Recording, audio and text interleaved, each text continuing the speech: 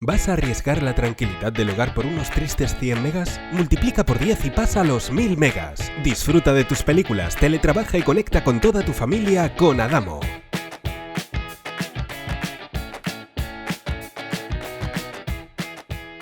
Adamo.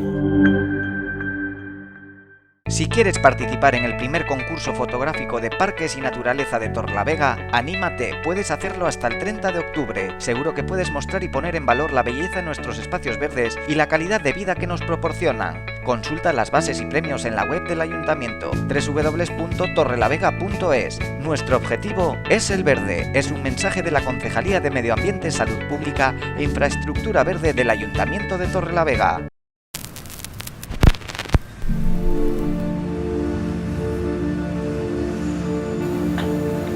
Escúchame bien, porque esta es la última vez que te hablo. Vas diciendo por ahí que hace falta valor para acabar contigo. ¿Valor? ¿Eso es lo que quieres? Pues hablando de valores, ven, que te enseñamos los nuestros. No nos das miedo, porque tenemos el valor que hace falta para conocerte. Queremos saber cómo piensas, cómo vives, cómo te mueves. Ya sabemos vivir contigo. Y pronto averiguaremos cómo vivir sin ti. Nos pones enfermos. Y algunos días nos dejas sin energía. Pero no hay un solo día en el que no nos levantemos con unas ganas locas de vivir. Ese es nuestro otro valor, que sacamos las fuerzas de donde haga falta, con tal de que tú te vuelvas débil. ¿Quieres que siga? No sé para qué pregunto. Sí, leucemia.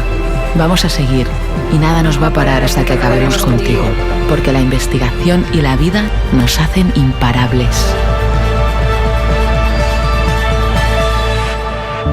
Hazte socio de la curación de la leucemia. Fundación Josep Carreras. Imparables contra la leucemia.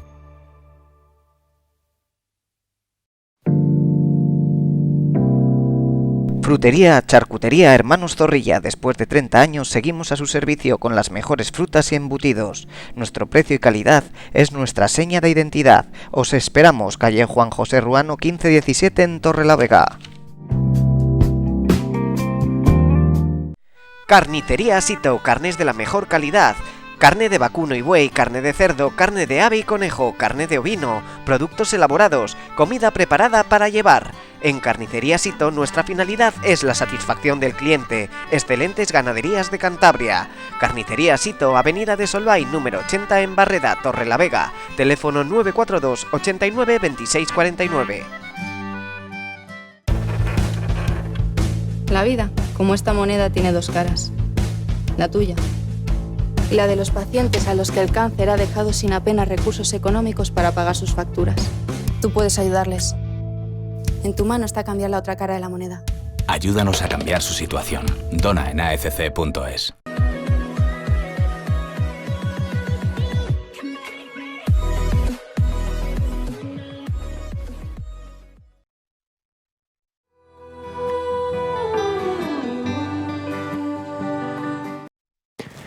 Bienvenidos una noche más a un nuevo programa de La Trastienda.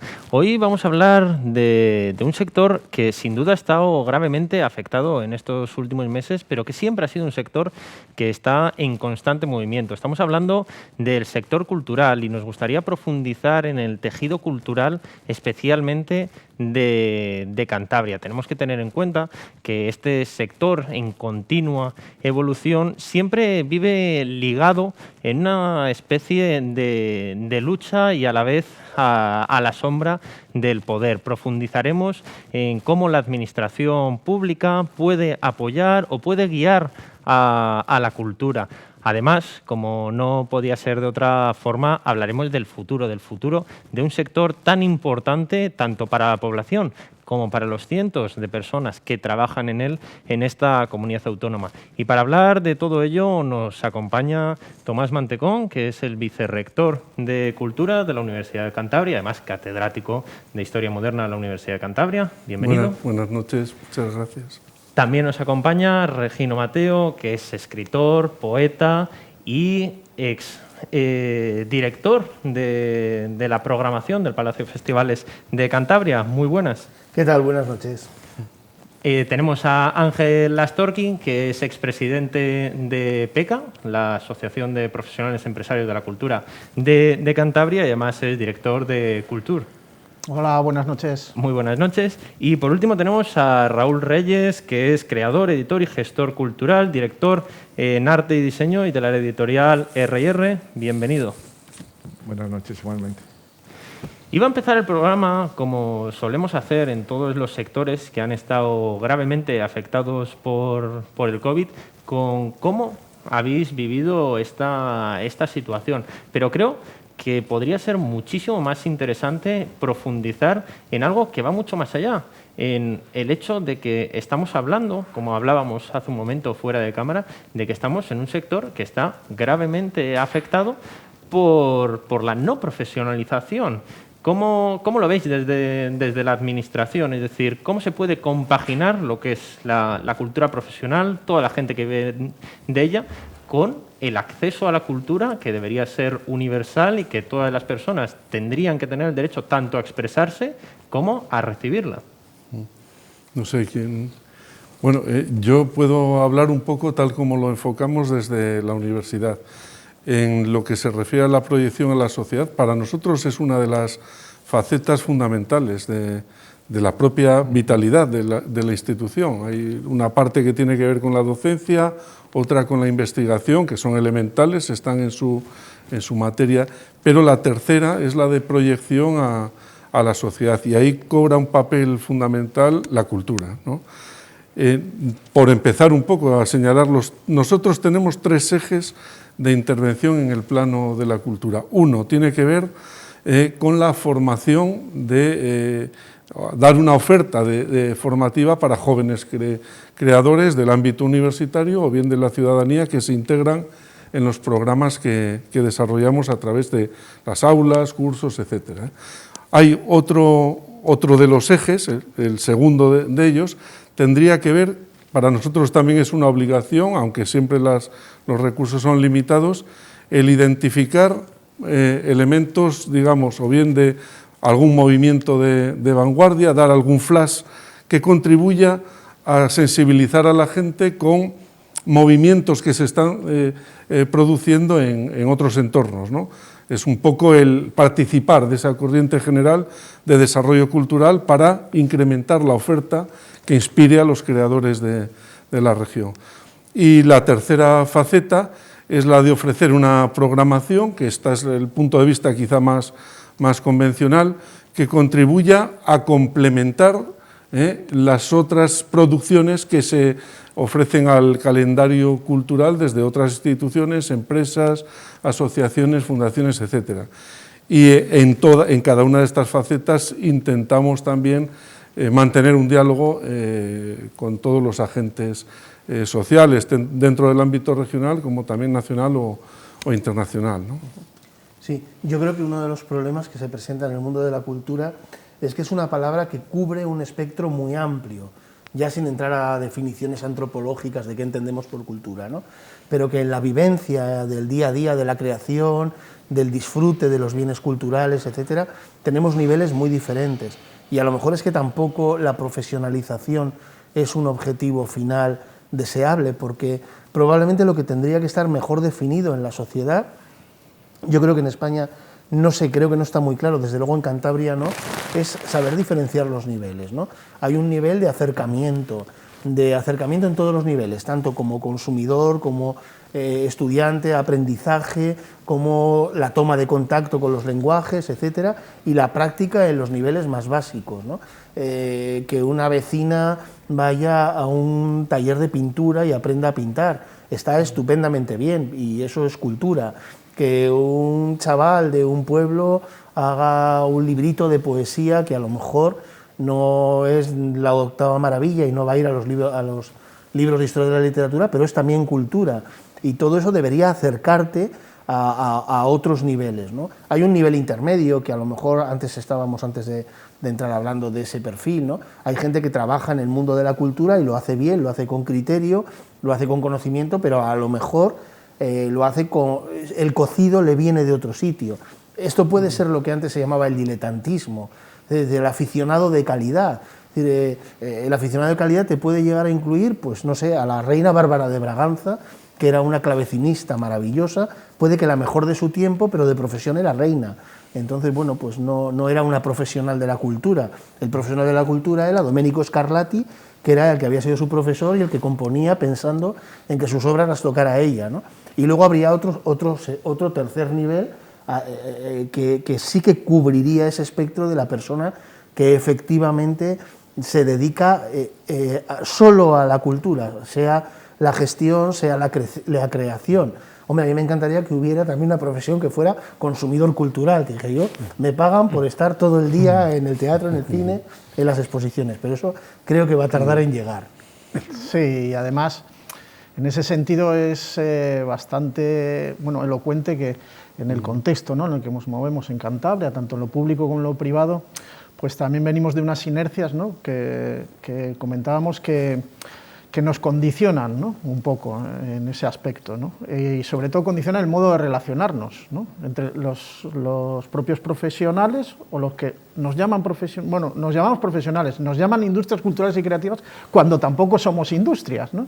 Entonces realmente ahí hay otro debate, ¿no?, que no voy a abrir todavía más interno, pero realmente es la relación a lo que iba, la relación con el resto de la sociedad, ¿no? No solo parece que nos relacionamos con las instituciones públicas porque la cultura no es sostenible económicamente, sino de otra forma, pero es que quizá el debate está anterior, ¿no? Está anterior si la cultura, como decía Regino Tomás, es un derecho o es un recurso. Porque derechos fundamentales, en los derechos fundamentales está en la Constitución española, ¿no?, y se transpone al Estatuto de Autonomía de Cantabria, ¿no?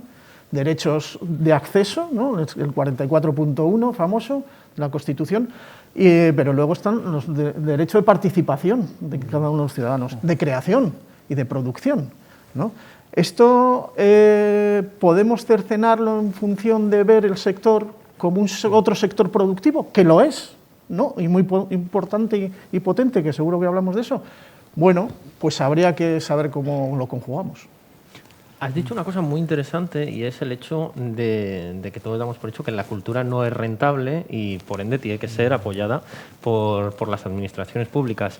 ¿Esto significa de algún modo que las administraciones públicas tienen una mano, tienen un peso que guían al sector cultural en esta comunidad autónoma? ¿De alguna forma se entrometen en esa libertad cultural que debería existir? Se entrometen en la medida en que ellos tienen la capacidad económica para programar, ¿no? Entonces, desde el hecho ese mismo, tienen esa intromisión y depende de quién esté en el gobierno, pues lógicamente tira para un lado o para otro, ¿no? Lo que hablamos un poquito antes, si vemos la cultura como una cuestión de ocio, que el espectador disfruta con lo que ve, eso es una cosa concreta, pero tendríamos que definir un poco qué es la cultura o qué queremos que sea la cultura o hacia dónde queremos que sea la cultura. La cultura es eso, es ocio, es una cuestión profesional, es una industria cultural que debiera ser. No entiendo por qué todavía la cultura no se entiende como una industria que genera negocio, que es lo que realmente es, ¿no? Y luego, si vemos a nivel económico en Cantabria, en España, en todos los lados, las industrias tienen mucha subvención. Muchas industrias están funcionando por la subvención pública que están recibiendo. La cultura, porque no va a recibir subvenciones, ¿no? Lo que pasa es que es diferente, ¿no? A las industrias se las subvenciona por el producto que ellos han llegado, tienen la capacidad de generar y aquí no, aquí hay que subvencionar la cultura. Bueno, ¿qué tenemos? 100.000 euros, vamos a repartirlos como buenamente podamos. Y no se entra ya un poco ahí a nivel de calidad, a nivel de trayectorias, a nivel qué ofreces diferente, ¿no? Porque lo que decía Regino, la cultura que se hace, sin menospreciarlo, en los centros cívicos, pues es una cultura pues para entretener, ¿no? A la gente pues generalmente mayor que van allí y ellos pintan y están, pero claro, eso no es lo que nos va a proyectar en el futuro, ¿no? Entonces estamos un poco anquilosados en ese aspecto. Veo con ganas a Regino de profundizar en el tema. Es que habéis sacado un montón de cosas, ¿no? La primera de ellas es que la administración pública está obligada por ley a fomentar la cultura. Es que ya no es si interfiere o si participa o si se implica, es que tiene la obligación de implicarse. Hay un montón de mandatos legales en las leyes de régimen local, en la Constitución que decía antes Tolkien, etcétera, que te obligan, dependiendo del número de habitantes que tengas, te obligan a tener una biblioteca, te obligan a fomentar la participación, pero a proteger el patrimonio. Es que claro, aquí por ejemplo hemos estado hablando de algunos sectores, pero es que en realidad lo que normalmente conocemos como el sector cultural es patrimonio, material e inmaterial, es edición, libro, artes plásticas, artes escénicas y musicales, bueno, es un montón de cosas, ¿no?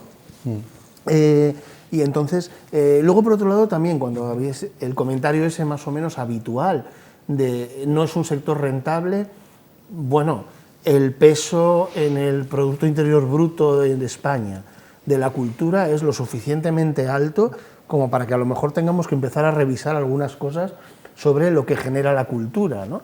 Y además, lo que sí que puede ser una particularidad española, a lo mejor no es tanta particularidad, simplemente es que no conozco los lados oscuros de otros lugares, pero es que aquí sí que hay un segmento ideológico que tiene entre sus mantras habituales cargar contra la cultura. La idea de los titiriteros, por ponernos a la caricatura, pero es permanentemente. Y entonces, claro, cuando se juega con este tipo de historias, se genera también un estado de sociedad en el que se piensa que todo lo que se mueve es inútil. Ahora decía Raúl, y decía muy bien, que por qué nos pasamos la vida diciendo por qué se dan subvenciones al cine, que por cierto tiende a recuperar mucho más de lo que se invierte en cine, por qué cuando nadie habla de las conservas de guisantes, que también están subvencionadas, y que ahí a lo mejor devuelven menos, porque es otro tipo de planteamiento, ¿no?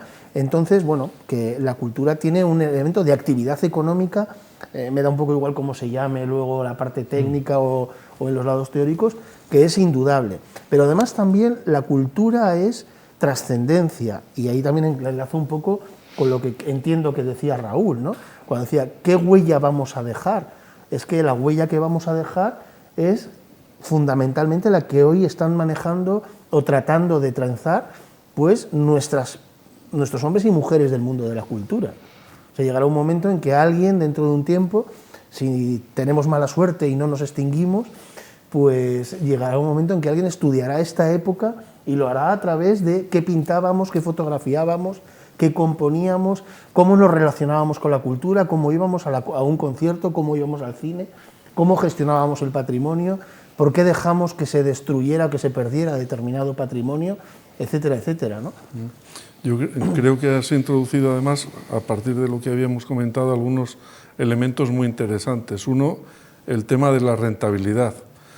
Todo esto se puede medir de maneras muy distintas. Puede tener una rentabilidad puramente contable o una rentabilidad en términos de cambio, de transformación, de renovación social, ¿no? Y en este sentido también afecta la propia definición que antes comentabas, ¿no? Porque yo recuerdo incluso textos pioneros, ¿no?, de teoría sobre la cultura de los años 60-70 que distinguían la cultura con C mayúscula y cultura con C minúscula, ¿no? La de con C mayúscula es la que tiene que ver con los grandes movimientos que todos reconocemos, con una amplitud muy amplia y tal, ¿no? Y la con C minúscula, que forma parte de lo que has comentado también, legible en términos de memoria o patrimonio, que es mucho más intangible, pero que es igualmente relevante. Si uno mira el otro punto de vista, el puramente contable, yo no sé este año último porque todo ha sido raro, ¿no? Pero normalmente en los últimos años, dentro del PIB, el sector cultural, independiente de las instituciones docentes, etcétera, supone entre un 3 y un 4%. Pero esto es una punta de iceberg, porque en realidad tiene un efecto indirecto muchísimo más grande y mucho más allá de lo que he comentado antes también, porque afecta a otros sectores.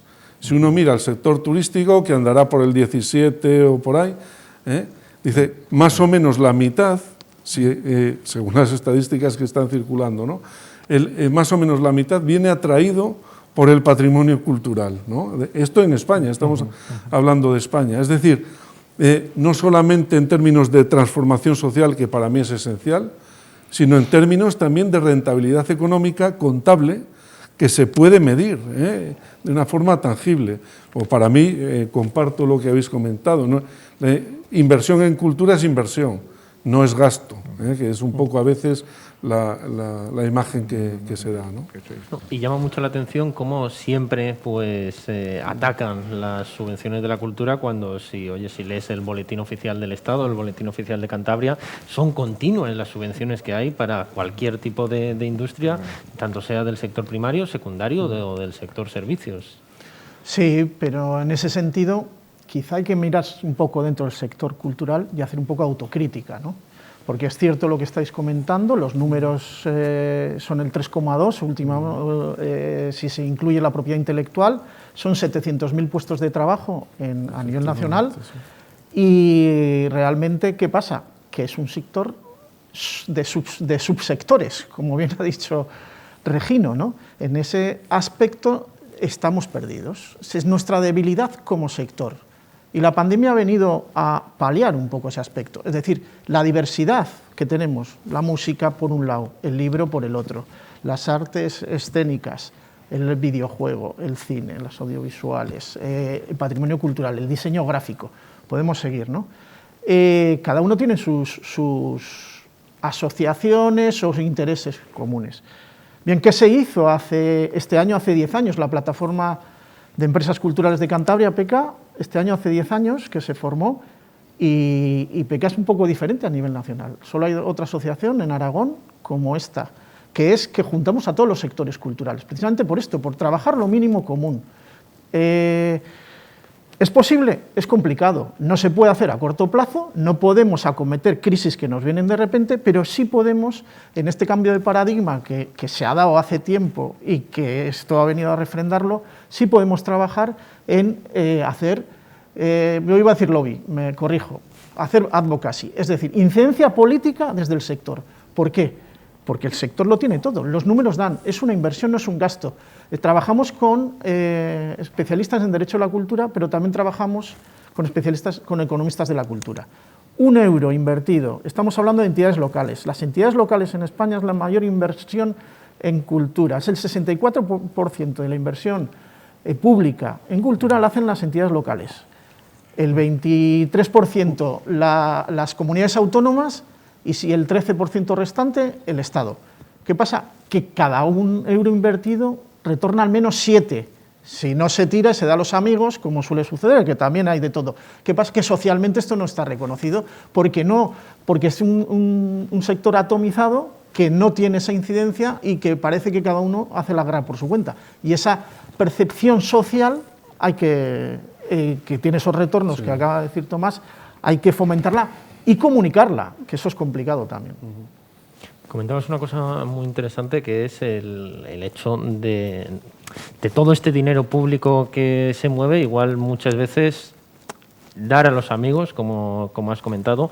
Es cierto, en Cantabria, en esta tierra, puede existir, sí que se juega con la cultura como moneda de cambio, dependiendo de los colores políticos. La realidad es que la cultura políticamente queda bien, o sea, es como si te pones un traje que te queda bien. Igual no importa lo que se hagas, pero simplemente el hecho de la cultura pues ya queda bien políticamente, ¿no? Entonces hay una manía de concentrar mucho, por ejemplo, si hablamos en el caso de Santander, ¿no? Ese afán de en medio kilómetro vamos a tener ahí no sé cuántos centros de arte, ¿no?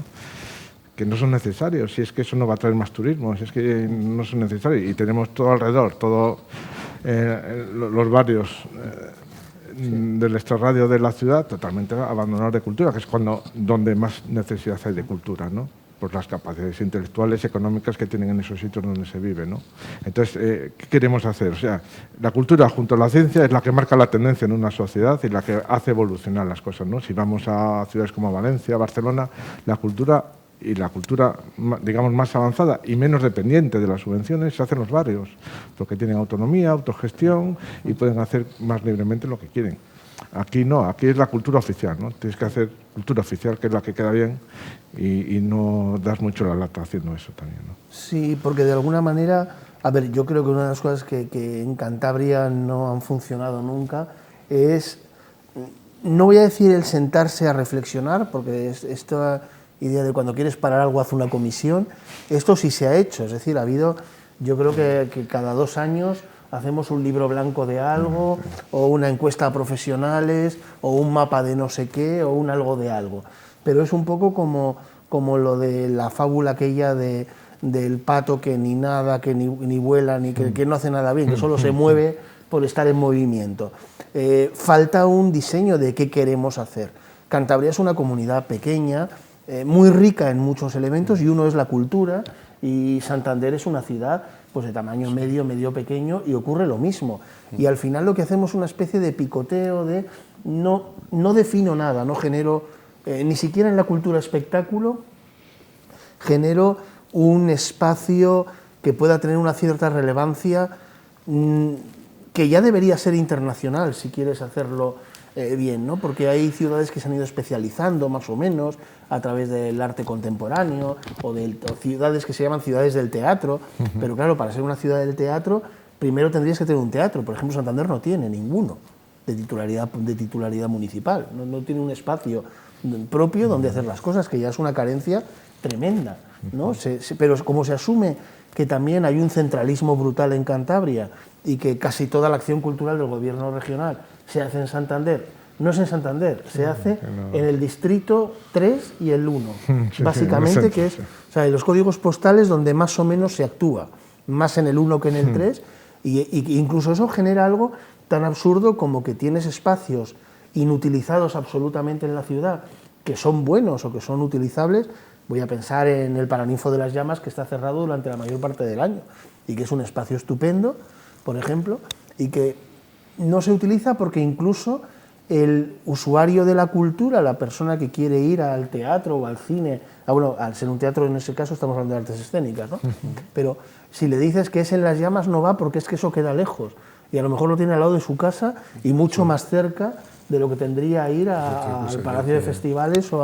Se convierte en algo perverso, hay una especie de cogollo en el que pasan cosas, y luego de un resto enorme en la ciudad donde no pasa nada. Y como no pasa nada en el resto de la ciudad, pues tampoco hay ningún interés, sobre todo porque no llega el elemento de la fascinación, el cómo un chaval, una chavala de la ladera norte de General Dávila o de la sur, bueno, me da lo mismo, o de la Almericia, toma contacto con la realidad de las distintas manifestaciones del mundo de la cultura. Y eso, llevado a Cantabria, lo podríamos traducir en lo mismo. Como un chaval, un niño, que hoy esté en un colegio de Ampuero, en el Instituto de Potes, cómo puede tomar contacto con un mundo que está absolutamente lejos. Bueno, a mí me gustaría, es cierto en gran medida el mapa que trazamos, o sea, vemos realidades muy similares. Hay que hacer un esfuerzo, por eso desde la universidad trabajamos mucho con estudiantes de secundaria también, colaboramos con centros, no voy a poner a uno delante de otro, pero incluso a través de representaciones artísticas y tal.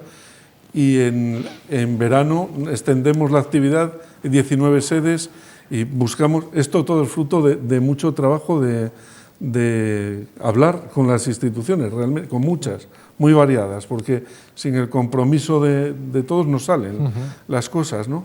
Ahora, esto ayudaría a entender algo de lo que planteas como retos y que a mí me parece esencial. Hay que crear, a su vez, una especie de cultura o sensibilidad sobre la cultura. Cuando preguntas a un muchacho, ¿no?, a una chica, dice, ¿por qué no vemos El gran dictador de Chaplin? Algo que a todos nos parece una obra de arte maravillosa y tal, es en blanco y negro. Dice, incluso los TICs han perdido muchos referentes. Por eso es importante ayudar a recuperar, a reconstruir aquello que nos permite leer lo que producimos y al mismo tiempo integrar esos lenguajes nuevos. Antes lo comentabas, ¿no? Por eso no se puede estar ciego a lo que pasa alrededor, los lenguajes nuevos para recuperar, antes decías, mitos que a veces vienen de muy atrás, pero que nos ayudan a entender cosas. Y luego hay una cuestión que yo creo que es fundamental también, y sobre todo en los contextos que vivimos. A mí personalmente me fue terapéutico volver a dar clase este año. Cada clase es un episodio de transmisión de cultura, es así, y es bidireccional. Es cierto, hay un discurso más hegemónico que tiene lugar, o que guarda relación con lo que es oficial, los programas y tal, pero hay una espontaneidad que es fruto de la conversación. No es lo mismo hacerlo a través de una pantalla que hacerlo en persona, o hablar de una forma absolutamente natural que con esto, ¿no? Mis estudiantes el último día de clase me pidieron que les diera la última clase desde mi despacho por la cámara, porque no nos habíamos visto la cara. Es decir, yo creo que en todo esto la cultura es muy de tocarse, es muy sensorial. Entonces hay que buscar esos espacios de acercamiento y hay que conectar realidades del pasado con movimientos del presente. Y yo no sé, vosotros que estáis más en contacto con la creación, ¿no?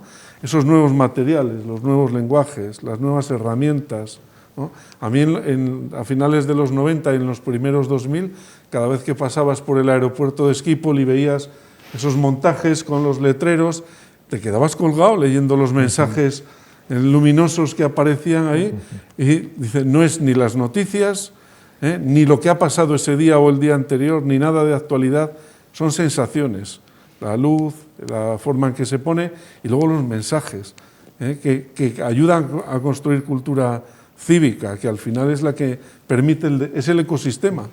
Sí. Luego viene lo otro, se necesita la financiación. Yo eso también estoy de acuerdo, lo uno sin lo otro no. Pero has dado la clave, ¿no? Es el ecosistema, ¿no? Un ecosistema que es más allá, ¿no? Todo lo que estamos hablando aquí es que entra en el ecosistema, ¿no? Esa cadena de valor, me da igual profesional, institución pública, ciudadanía, y yo creo que eso es el cambio de paradigma cultural que estamos viviendo, seguramente por una cosa que has dicho tú, Regino, ¿no? Sin enterarnos, ¿no? Básicamente porque necesitamos unos años, que ya estaremos los que estamos aquí muertos, para que vean que de verdad estamos recorriendo un camino y estamos avanzando en algo, ¿no? Y yo me quedo en lo positivo de eso, es decir, en ese nuevo paradigma cultural es el bien común, buscar el bien común, es incorporar a la ciudadanía por ese derecho de participación, que no es exclusivo del derecho cultural, sino que es universal, a que haya democracia cultural. Antes se hablaba de democratización cultural. Tú lo has vivido, Raúl, como yo. ¿Y qué era? ¿No? Tenemos un menú, ¿no? Nunca mejor dicho, aquí un exprogramador, tenemos un menú, lo damos. Usted lo coge o lo deja, pero lo tiene esto. ¿Por qué no incorporamos a la toma de decisiones qué es lo que quiere? Y el sector cultural ser herramienta, es decir, la ciudadanía tiene los derechos los individuales culturales, pero como colectivo, como sociedad, como cultura, me da igual, Santander, Torrelavega, Cantabria, luego España lo tiene y Europa, si nos ponemos, ¿no? ¿Vale? Podemos ampliarlo lo que queramos, pero realmente no, ¿cómo se dice? Que se me ha ido la palabra, confundamos el foco, ¿no? Realmente está en que si las instituciones tienen que estar al servicio, no del sector cultural, de la ciudadanía, y ser el sector cultural profesional una herramienta en favor de la ciudadanía, que puede utilizar la institución pública, cómo no, para ser testigo, cómo no, con su creatividad, del tiempo y acompañar a la tribu de las cosas que suceden social y política y económicamente. Vamos. Bueno, hacemos una pequeña pausa para publicidad y continuamos profundizando hacia dónde queremos ir en el sector cultural cántabro.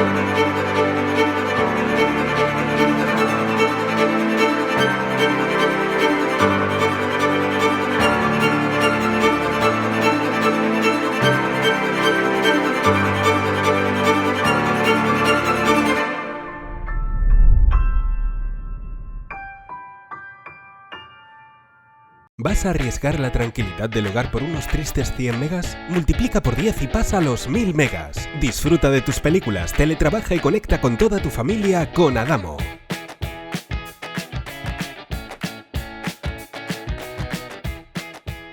Adamo.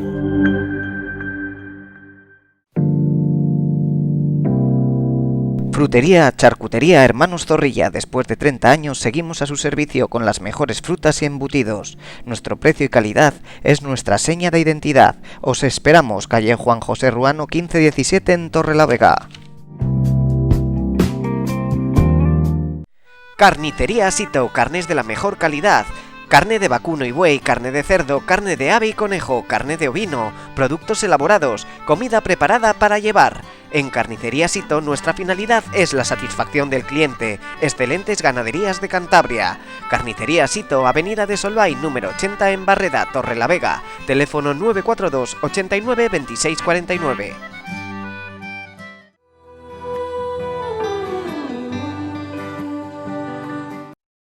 Sí, hablábamos hace un momento de que la cultura es algo que viene en la Constitución, que viene en el Estatuto de Autonomía de Cantabria, y si nos vamos más arriba es uno de los objetivos de desarrollo sostenible. Pero igual deberíamos bajar todos estos conceptos a tierra, planificarlos y profundizar qué queremos hacer, hacia dónde vamos. Y igual vamos a abrir este melón. ¿Hacia dónde vamos en Cantabria, Raúl? ¿Qué dirección estamos tomando? ¿O no se toman decisiones? ¿Actuamos simplemente dejando pasar sin ninguna dirección? Bueno, como comentábamos antes, ¿no? Más que hacia dónde vamos, de dónde partimos, ¿no? Y yo creo que partimos de un puesto muy atrasado en la cultura a nivel nacional, ¿no? Y ya no hablamos europea o internacional, ¿no? No se puede permitir, si volvemos al caso de Santander, tener un museo de Bellas Artes cerrado más de 3 años y no pase nada, ¿no? Imaginémonos que nos cierran el campo del Racing 3 años, ¿no? Pues lo quemaría, ¿no? Iría la gente allí a quemarlo, ¿no? Entonces, es un problema, ¿no? Que la cultura también a veces no importa tanto a la sociedad, o igual insistimos en que la cultura sea un factor importante en la sociedad, igual es que la sociedad ahora va por otros derroteros, ¿no? Y no le importa la cultura, te quiero decir, ¿no? Con unas series que vean en la tele y poco más, pues ya tienen esa parte cultural, ¿no? Bajar al barro es también pues, decir que no podemos permitir que los jóvenes no tengan futuro en Cantabria, ya no solo a nivel cultural, sino a nivel profesional, a nivel de ciencia, ¿no? Y se tengan que ir fuera, porque están generando gente muy capaz, están generando ese valor añadido en otros sitios que les acogen y les dan esa oportunidad, ¿no? Aquí echamos a la gente, aquí la gente que es ilustre, que marca tendencia, generalmente, no sé si por envidia o tal, se la intenta hundir más, ¿no?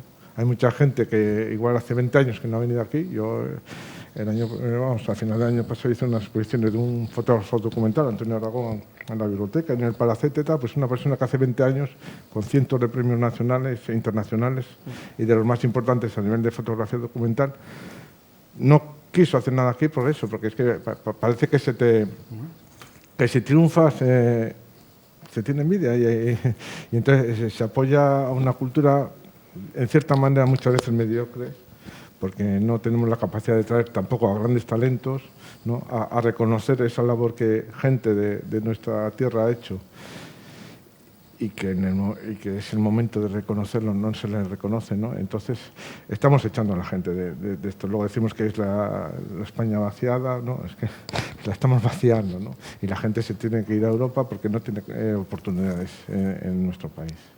La emigración juvenil puede ser uno de los grandes problemas a los que se enfrenta Cantabria en el presente, ni siquiera en el futuro. ¿Está afectando también de forma clave en el sector cultural? Yo no sé si, por decir algo, yo no creo que solo, desde luego que se está dando en Cantabria, pero es un fenómeno nacional y de reconfiguración de lo que es el mercado. España, a lo largo de estos últimos 40, 50 años, ha tenido un desarrollo, sobre todo en el ámbito de la formación y tal, que hace que la mayor parte de los estudios que se desarrollan de forma reglada son homologables en algunos sectores y en algunos centros, incluso no solo compiten bien, sino que además ganan en rankings internacionales y tal a otros espacios europeos. ¿Qué ocurre? Que el mercado de trabajo español no absorbe es un enchufe que no encaja exactamente bien. Entonces, claro, es un dilema. Dices, estás haciendo una inversión en formación, pero yo coincido, creo que con todos, en que esto es positivo, que invirtamos en esto, ¿no? Y lo que habrá es que ver cómo se ajusta ese mercado de trabajo. El mercado de trabajo ya no es ni regional ni español, es un mercado de trabajo internacional. Los egresados se ubican bien en otros escenarios de trabajo europeos, en Inglaterra, en Francia, en Alemania y tal. Pero tiene que ver un poco con eso. Y esto permite entender otra cosa, y es el tema de la financiación que antes comentaba, ¿no? A veces analizamos fenómenos que se parecen, pero no son iguales.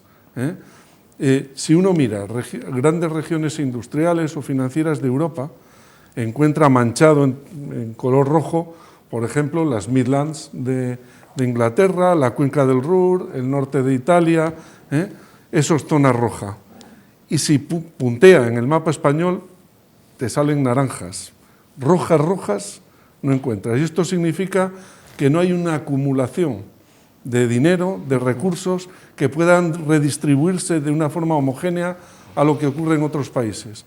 En la zona de las Midlands prácticamente, y no es que sea un modelo, pero el paro es friccional, es 6%, 7%. Y ahora podemos comparar con lo que tenemos más cerca, que está muy por encima del 15%. Esta es la cuestión. Y eso genera movimiento, que podemos hablar de más cosas. Antes comentaba con Astor que yo en el año 97 tuve una beca de investigación pagada por la Fundación Volkswagen. Mi salario de 2 meses, mi apartamento, mis gastos de investigación, lo pagó la Fundación Volkswagen. Yo no hice nada sobre la industria automovilística, ¿no?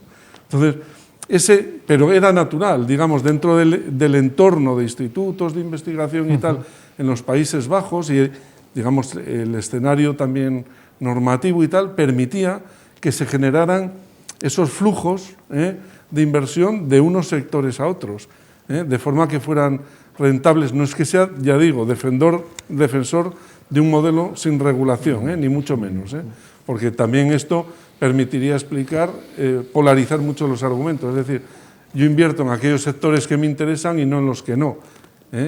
Y si dejamos todo a este libre albedrío o al capricho de los inversores, habría sectores que no tendrían financiación en el ámbito cultural, ¿no? Sí, pero bueno, permitiría generar flujos de alguna manera. Eso iba yo, totalmente. Además, la cultura tiene una ventaja en este aspecto, que es transversal absolutamente a todo, ¿no? A los objetivos de desarrollo sostenible que comentaba Luis, pero también a las formas de hacer, a las formas de sentir, a las formas de crear, a las formas de relacionarnos y a hacer sociedad. Eso es la cultura, realmente. Y ahí, ya bajando a tierra, es decir, ha habido una comisión, ¿no?, de reconstrucción, reactivación económica y social en el Congreso de los Diputados, ¿no? Hubo, ya va a hacer casi un año. Y en se presentaron 10 puntos, de aquella salieron 10 puntos. Uno de los puntos clave era la cultura. La cultura como cambio en el modelo productivo de este país. ¿Desde qué punto de vista? Desde que es trans también, no en este caso transversal, sino en la hibridación con otros sectores. Somos capaces, señores, todos los que se están formando en estos colegios, ¿no?, en la inversión en educación, en esta universidad y nuestras universidades, es que tienen una capacidad de aportar en ingeniería, en salud, en educación, en el otro lado de educación reglada, pero también en sectores que son el automovilístico, en la química, y en otros que nos demandan. Es decir, esto lo vio muy bien Inditex, es decir, los cazadores de tendencias, que son los primeros en la cadena de valor, que luego empieza el efecto dominó, son de nuestro sector, porque estamos preparados para ver lo que viene y sobre todo porque aportamos. Y entonces esas conexiones improbables son las que tenemos que generar para que el sector pueda desarrollarse en otros aspectos. ¿Qué pasa? Que el sector está esclavo de las inercias de las que venimos, de las que comentabas tú, Raúl.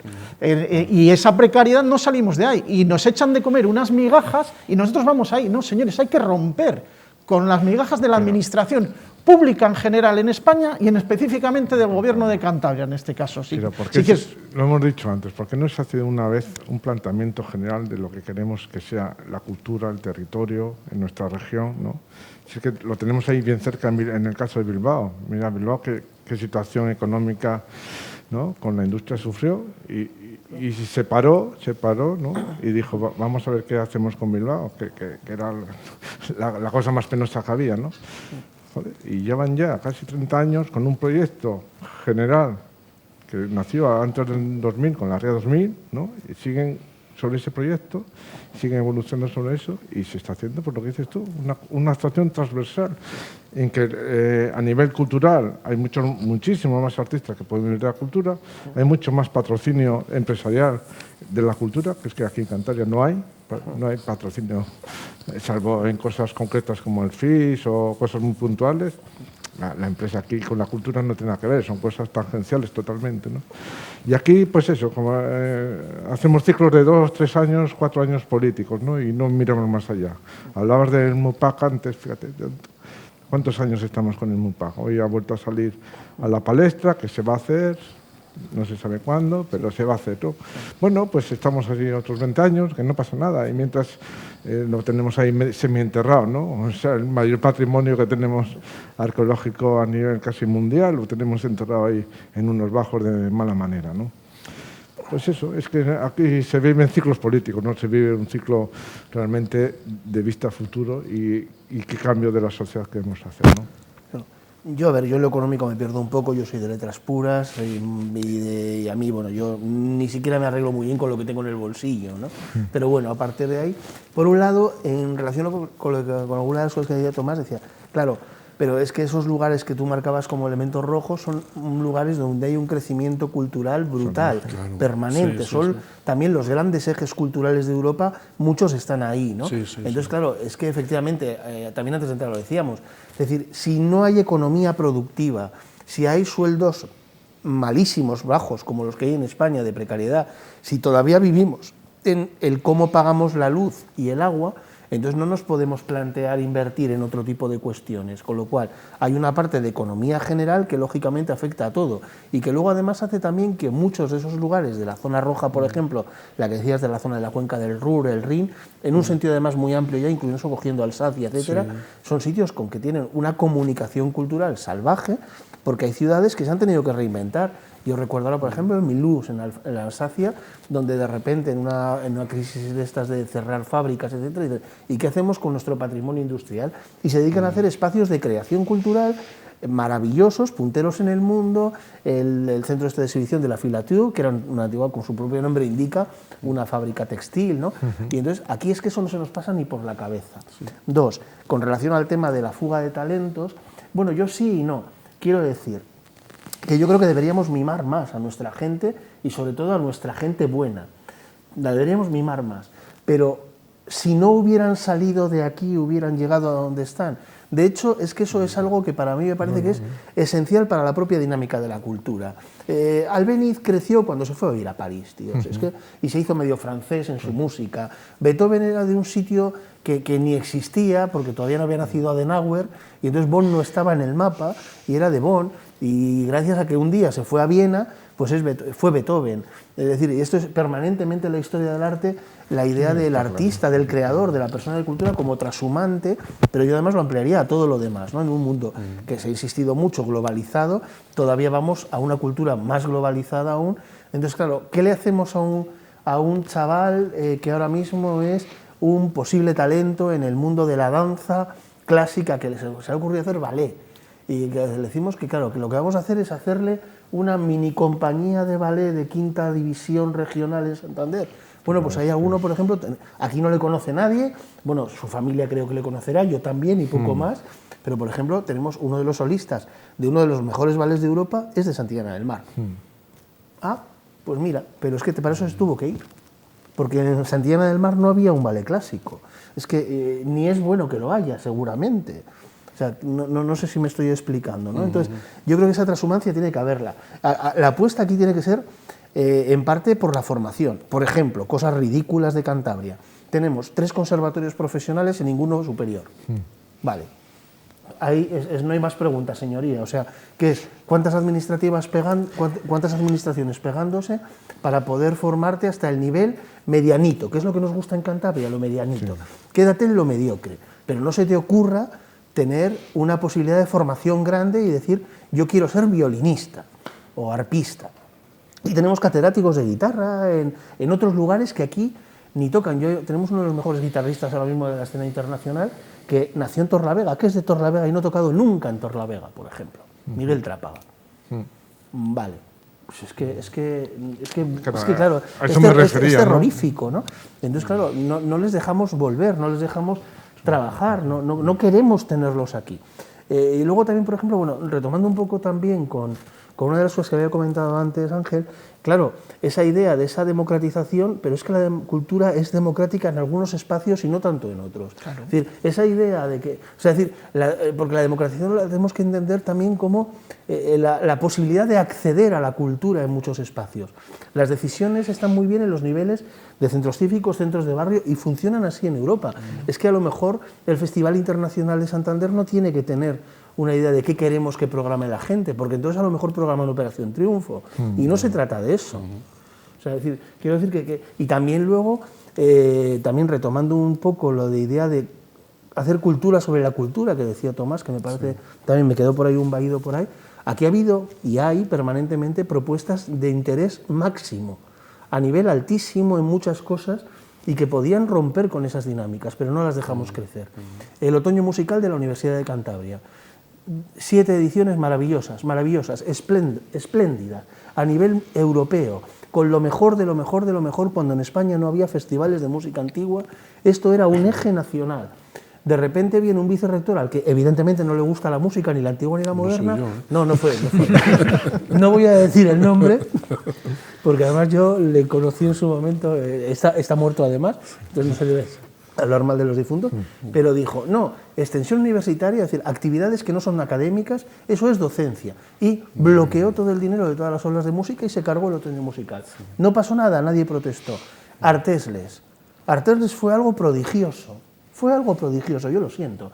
No sé si estáis de acuerdo o no, pero fue algo prodigioso, perdido en un espacio, en un pueblo que es patrimonio cultural además, donde la gente que volvía con las vacas y se paraba a hablar con un artista que hacía trasvanguardia no sé qué en el Canadá y que era la instalación que le estaban colocando en el lavadero. Y hablando de, luego en el bar ibas y hablaban de si la instalación del humilladero no sé qué o la de la iglesia les gustaba más, la de este año o la del año pasado. Y esto también se murió por falta de apoyo institucional y también porque todos los años las fiestas del pueblo de al lado en septiembre terminaban destrozando las obras de Artesles. Y hubo un momento en que la gente que puso en marcha ese proyecto dijo, hemos llegado hasta aquí, pero quizá yo me quedaría sobre todo, y para dejar de dar el rollo que estoy hablando más de la cuenta, es, claro, en Cantabria sí hay iniciativas estupendas para salir adelante, para provocar ese encuentro entre la ciudadanía y el espacio cultural. Las está viendo permanentemente, pero luego se agotan y no pasa nada. En el Palacio, por ejemplo, una de las cosas que me parece que eran fundamentales era el hacer de Celestinas, hacer que la gente se enamorara de lo que tenía que pasar allí. Y eso tenía que ser en una edad determinada y con contenidos de altísima calidad y muy medidos en lo que había.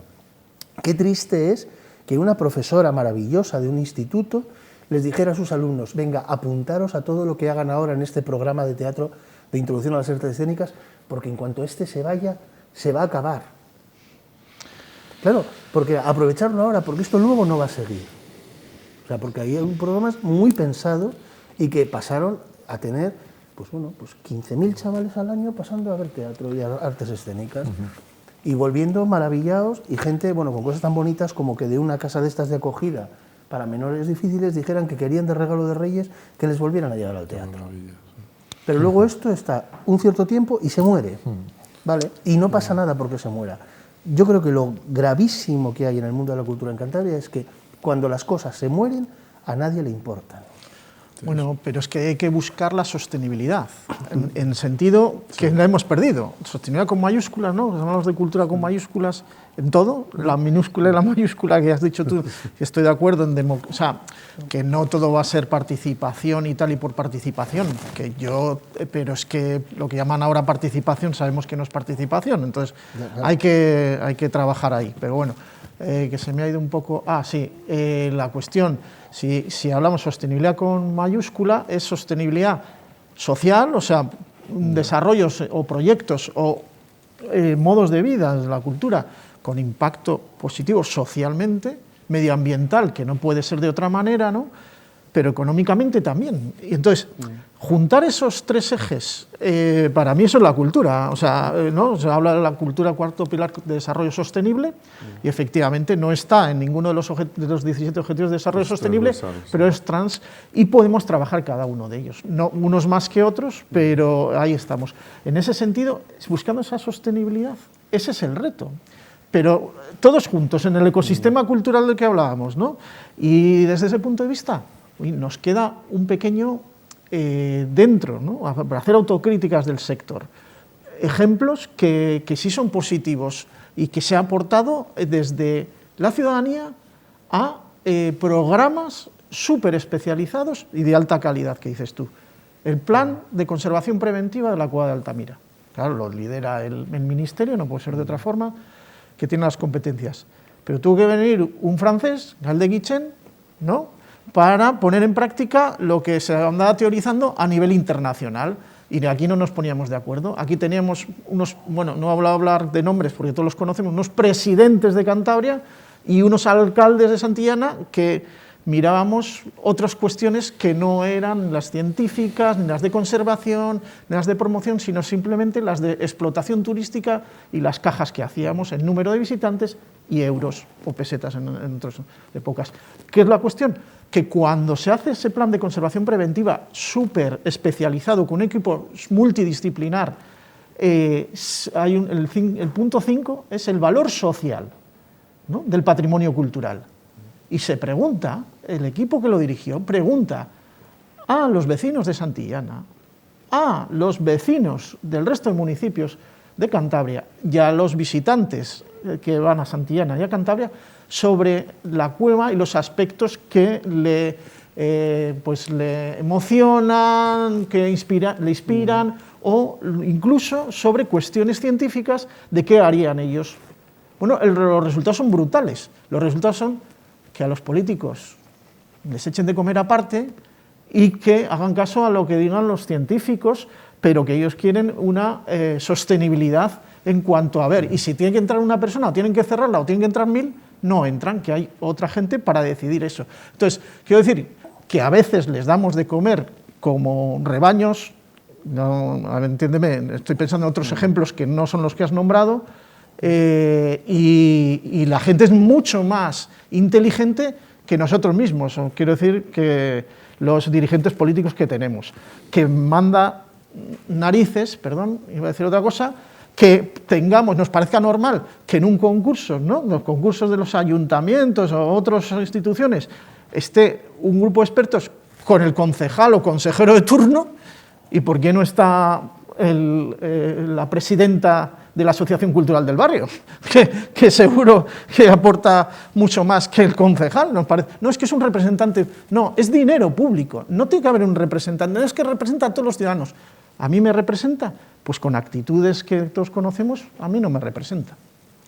Estamos hablando en todo momento de democratizar la cultura, que creo que es un concepto que es precioso. ¿Podemos profundizar en ejemplos ahora mismo que tenemos accesibles para toda la población, culturales? Porque sí que es cierto, como comentaba Mateo hace unos minutos, que claro, cuando no llegas a fin de mes, cuando te cuesta pagar el recibo de la luz, pues igual la cultura lo dejas en un punto más secundario. Por ejemplo, ahora me viene a la cabeza el ejemplo de proyectos como los cursos de verano en la Universidad de Cantabria, que puede ser una opción preciosa para llevar, además, a las distintas sedes que se lleva, es decir, se distribuye muy bien por el territorio de Cantabria un montón de programas interesantes. Sí, y nos gustaría llegar más lejos. porque en verano hacemos esto y en invierno, a través de cada una de las aulas, Regino conocía bien la de la actividad del aula de música, que es una de las que tienen mucha actividad, y la de teatro, pues la de la ciencia, etcétera. Intentamos también distribuir en el escenario de la región.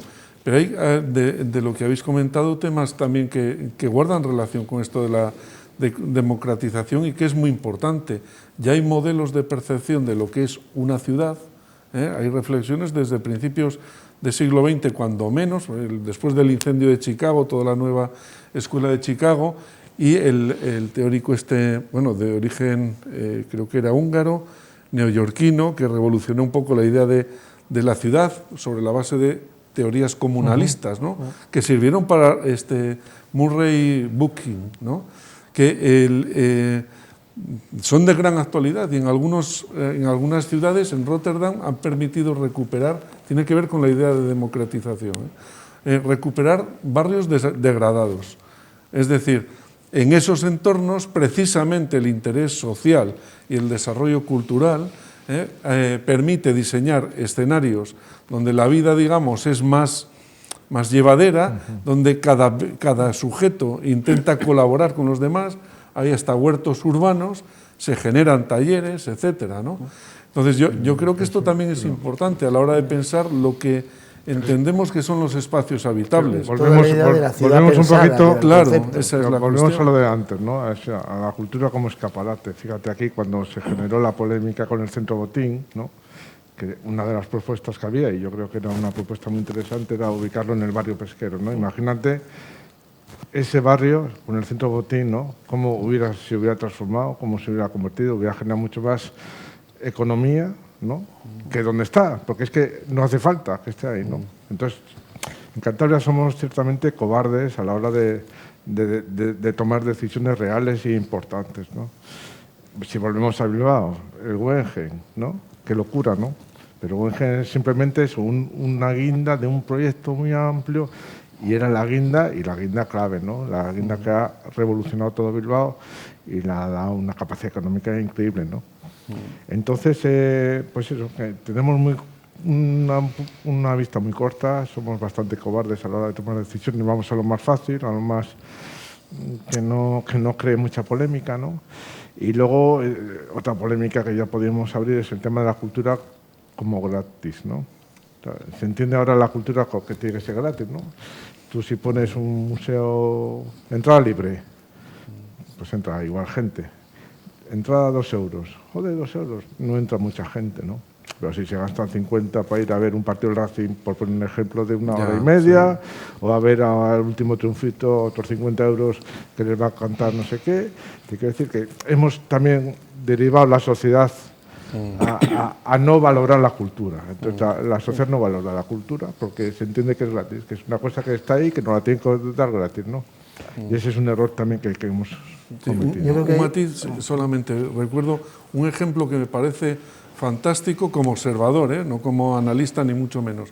Lisboa, por ejemplo, se han recuperado como escenarios pictóricos, fachadas enteras de edificios.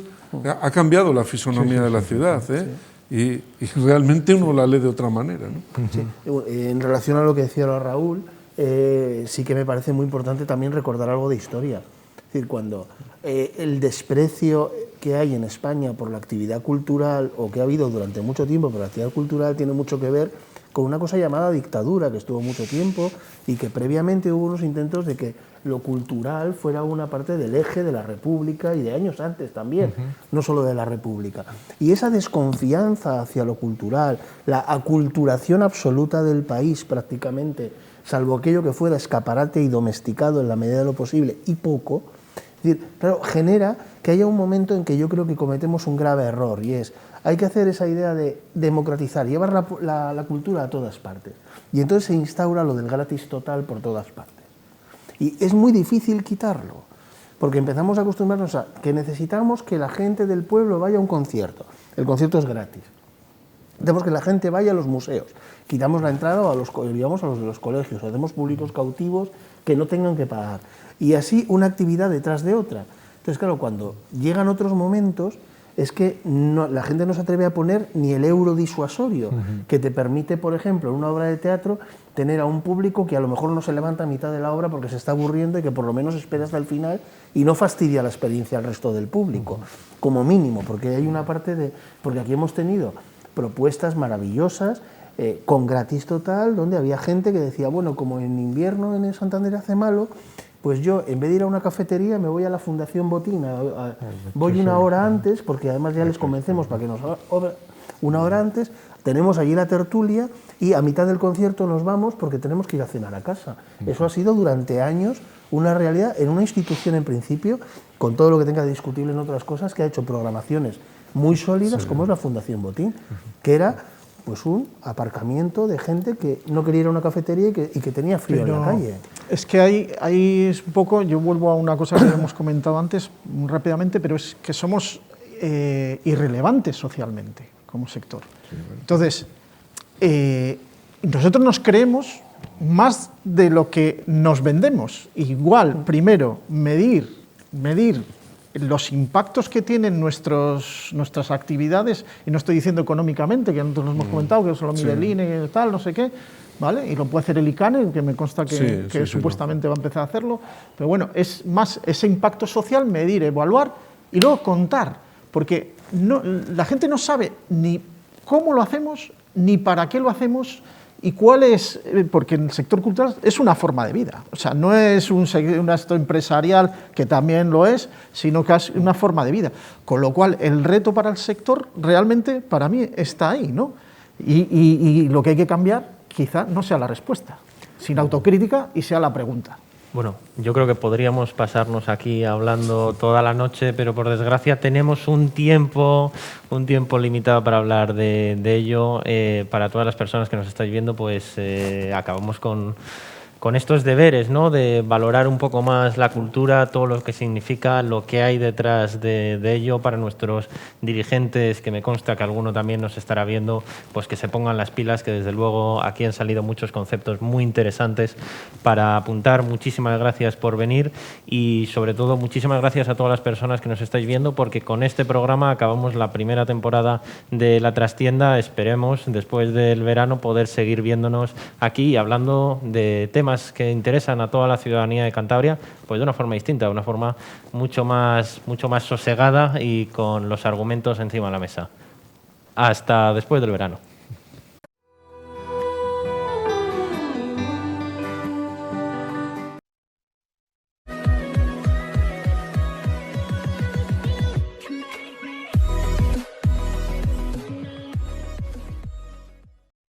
¿Vas a arriesgar la tranquilidad del hogar por unos tristes 100 megas? Multiplica por 10 y pasa a los 1000 megas. Disfruta de tus películas, teletrabaja y conecta con toda tu familia con Adamo.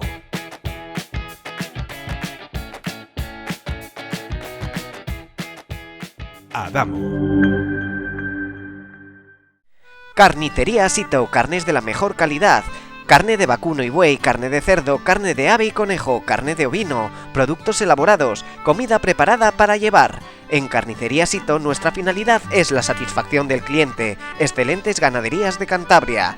Carnicería Sito, Avenida de Solvay, número 80 en Barreda, Torrelavega. Teléfono 942 89 26 49. La vida, como esta moneda, tiene dos caras.